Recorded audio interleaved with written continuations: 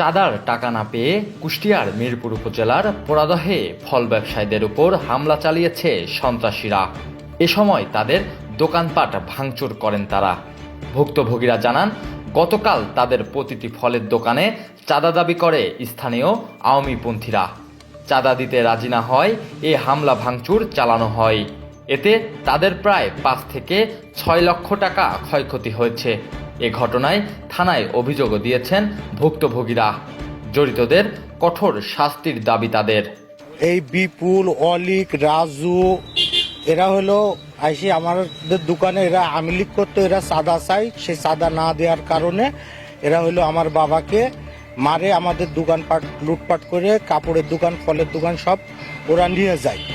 নিয়ে যাওয়ার পরে ওরা আবার আজকে এসে আমার ভাইকে সকালবেলা কাপড়ের দোকান থেকে মেরে আবার হলো সদর হাসপাতালে আমার ভাই ভর্তি আছে। এই আওয়ামী লীগের এই দৃশ্যটা আমাদের দোকান ভাঙচুর করছে এবং লুটপাট করছে, অনেক মাল ক্ষয়ক্ষতি করছে। আমাদের অনেক মাল ছিল, আমরা ক্ষতিগ্রস্ত হয়েছে। এখন বাজারে যেতে পারছি না। এখন আমরা বাজারে গেলে ওরা আমাদেরকে কোপাবে, বিভিন্ন রকমের ধমকি টামকি দিচ্ছে। 5 থেকে 6 লক্ষ টাকার ফল ছিল, আমাদের সব একদম লুট করে একদম শেষ করে দিয়েছে। যা ছিল একদম আমাদের একদম নিঃস্ব করে দিয়েছে। ওরা সন্ত্রাসী, তো ওরা সন্ত্রাসীর পাশে লোক। আমরা সুষ্ঠু বিচার চাই, এটা সুষ্ঠু তদন্ত করি, সুষ্ঠু বিচার চাই।